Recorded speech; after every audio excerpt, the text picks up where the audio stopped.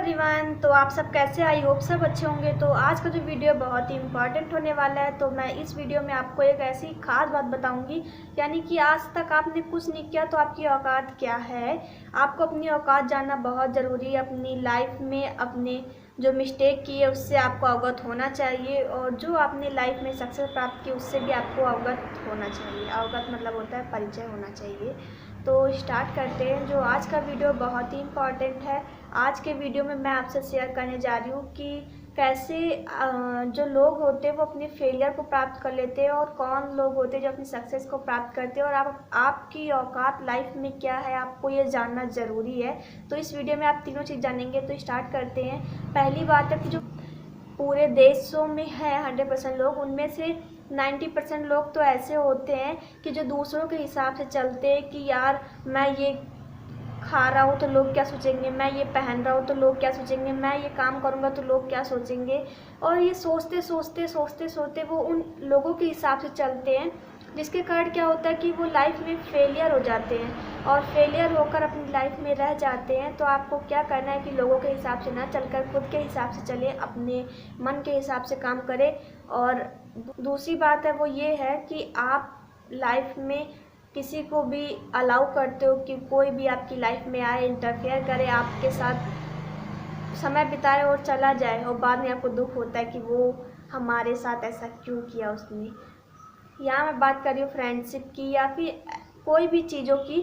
तो जो फ्रेंडशिप होती है, आप किसी के साथ देखा आपने, आप सोचा कि यार ये लड़की कितनी अच्छी है, मान लो मैं लड़की हूँ, मैंने सोचा कि यार ये लड़की कितनी अच्छी है, और आप अगर वो उसने स्टार्ट किया कि हाँ चलो हम फ्रेंड बन जाते हैं, तो आप कहते ठीक है यार आ जाओ, क्योंकि उसकी पसंद थी। आपने तो एक बार सोचा ही नहीं कि आपको पसंद है कि नहीं उस लड़की के साथ रहना, लेकिन आपने सोचा कि नहीं ये लड़की अच्छी है, मैं इसको अपनी फ्रेंड बना लेती हूँ। और फिर आपने उसको फ्रेंड बना लिया, वो आपकी लाइफ में आई, आपसे बातें की, आपके साथ समय बिताया। शुरुआत में सब अच्छा रहता है, लेकिन धीरे धीरे क्या होता है कि रिलेशन जो होता है वो ख़राब हो जाता है। यानी कि आपकी फ्रेंड आपसे बातें कम करेगी, और कुछ भी होता है वो क्यों होता है मुझे नहीं पता, लेकिन हाँ होगा ऐसा। और होने के बाद ऐसा होगा कि आपको बाद में बहुत दुख होगा कि मैंने क्यों ये सोचा ही था कि मैं इसको फ्रेंड बनाती हूँ, क्यों मैं ये सोचा था कि हाँ मैं उसको अपनी लाइफ में इंटरफेयर करने देती हूँ, तो क्यों करने दे रहा है। क्योंकि जब आप बाद में दुखी होते हो तो आपको सोचता है कि वो गलती उसकी थी, गलती आपकी, आपने क्यों उसको अलाउ किया कि हाँ वो आपकी लाइफ में आए और इंटरफेयर करके कुछ भी करें। तो आपको क्या करना है कि आपको अपनी लाइफ में किसी को भी अलाउ नहीं देना है कि हाँ कोई भी इंटरफेयर करे, क्योंकि आपकी फैमिली में आपकी फैमिली ही आपके लिए बहुत कुछ है। अगर आप अपनी फैमिली से सब कुछ शेयर करो तो आपको जन्नत दिखेगी आपकी फैमिली में। आपकी फैमिली सब कुछ है, यानी कि भगवान के रूप में। भगवान ने इसीलिए फैमिली दी है कि आपको माता पिता भगवान के रूप में मिल जाते हैं। आप उनसे जो चाहते हो वो आपको दिला देते हैं, आपको आपकी हर मनोकामनाएं पूरी करते हैं। और बहन भाई तो वो उपहार है आपके लिए कि मतलब गजब। आपके बहन भाई आपके लिए बहुत इम्पॉर्टेंट है। उनसे हमेशा प्यार से रहें, हमेशा खुश रहें उनके साथ, उनकी हर बातों को मानें। क्योंकि मैंने नोटिस किया कि बचपन में जो होता है तो हम उनकी हर आज्ञाओं का मानते हैं, पालन करते हैं, लेकिन धीरे धीरे जैसे हम बड़े होते हैं तो अपनी बुद्धि ज़्यादा लगाते हैं, तो उनकी बातों को ध्यान नहीं देते। तो आपको क्या करना है कि अपने बहन भाई और माता पिता की सबकी आज्ञाओं का पालन करना है, उनके हिसाब से चलना है। और हाँ आपकी हॉबीज़ होंगी जो उनको पसंद नहीं होंगी, तो आप उनसे रिक्वेस्ट कर सकते हो, थोड़ा सा प्यार से कह सकते हो, वो ज़रूर मानें, क्योंकि वो चाहते हैं कि आप लाइफ में कुछ करो, लेकिन कुछ करना ही नहीं चाहते आप, तो आपकी गलती है। तो आप उनसे रिक्वेस्ट करोगे तो ज़रूर मानेंगे, क्योंकि फैमिली ही तो वो है कि जो हमें समझती है बचपन से। हम जब कुछ नहीं जानते तब से वो हमें लेकर और आज तक हमें संभालती है और आगे भी संभालेगी। लेकिन आपको भी अपनी लाइफ में कुछ करके उन्हें थोड़ा खुशियाँ देनी है, थोड़ा सम्मान देना है, थोड़ा रिस्पेक्ट दिलवानी है लोगों से। तो आगे आपको जो करना है वो ध्यान रखिएगा कि हाँ। और आप अपनी लाइफ में इंटरफेयर किसी को भी आने देते हो, उसके बाद क्या करते हो कि एक लाइन से खींच देते हो कि हाँ, या आप एक ऐसा वर्ड बन जाते हो जिसकी डिफिनेशन आप नहीं दे सकते, या फिर कोई और देता है और वो शब्द लेकिन आपका होगा, लेकिन आप डिफिनेशन नहीं दे पाओगे उसके लिए। तो आपको क्या करना है कि आपको लाइफ में किसी को भी इंटरफेयर नहीं करने देना है, और अपनी फैमिली के साथ खुश रहें। और पता है जब आप किसी को इंटरफेयर करते हो तो फिर आप एक ऐसा शब्द सा बन जाते हो जिसकी डिफिनेशन आप नहीं दे पाते, बाकी सब देंगे लेकिन आप नहीं दे पाओगे। लेकिन वो वर्ड आप, लेकिन आप अपनी डिफिनेशन नहीं दे सकते क्योंकि वो सिचुएशन ही वैसी हो जाती है।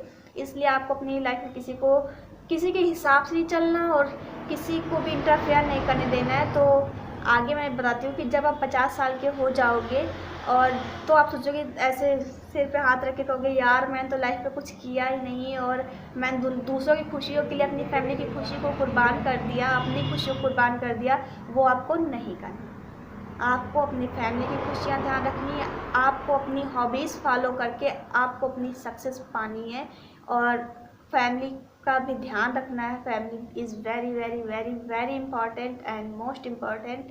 तो आपको ध्यान रखना अपनी फैमिली का।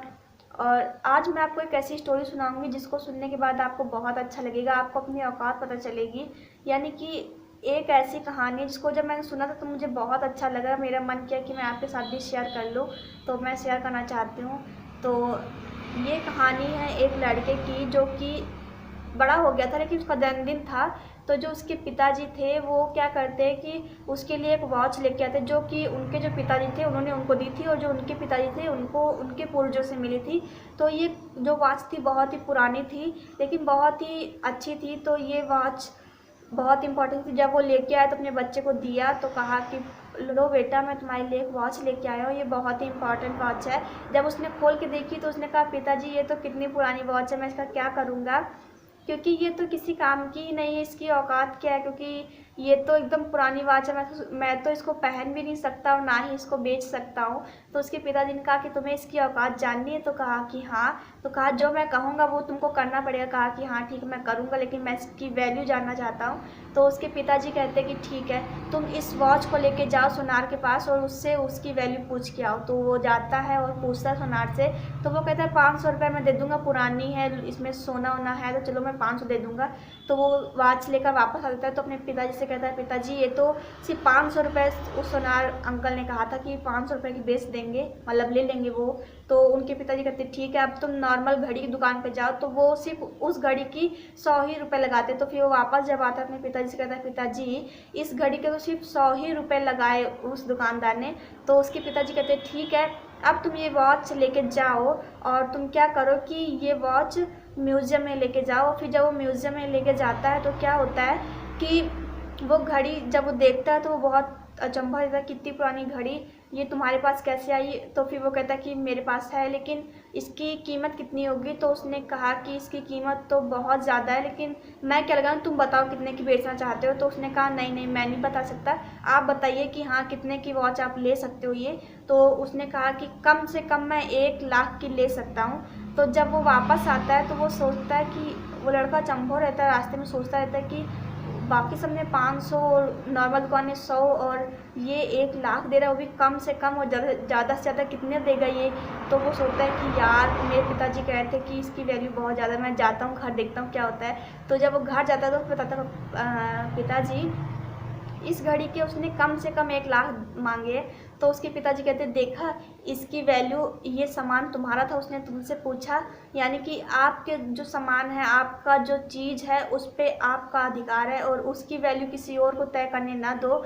यानी कि इस कहानी से हमें ये शिक्षा मिलती है कि हमें जो हमारी क्वालिटी है, जो हमारा रुतबा है, जो हमारा सब कुछ है, यानी कि जो हमारी चीज़ है उसकी जो वैल्यू है वो हमें पता होना चाहिए, ना कि दूसरों को। जो आपकी चीज़ है उसको आप खुद अपनी वैल्यू लगाएं, ना कि कोई और। तो आपको अपनी क्वालिटी का ध्यान रखते हुए आपको अपनी सक्सेस प्राप्त करनी है। अगर कोई आपसे आज पूछ ले कि आपकी औकात क्या है तो आप कुछ नहीं कह पाओगे क्योंकि आज तक आपने कुछ किया ही नहीं, या किसी ने कुछ किया होगा तो उसमें सक्सेस नहीं मिली तभी उसने हार मान ली कि एक बार नहीं मिली है बस हम नहीं करेंगे। तो आपको ऐसा नहीं करना है, तो आपको अपनी सक्सेस प्राप्त करनी है। तो मिलते अगले वीडियो में, और आप अपनी लाइफ में सक्सेस ज़रूर प्राप्त करें क्योंकि आज आपको आपकी औकात पता चल गई होगी। अगर पता चल गई हो तो अपनी इस वीडियो को लाइक कर दें, शेयर कर दें, कमेंट कर दें, सब्सक्राइब कर लें। तो मिलते अगले वीडियो में, तब तक के लिए बाय।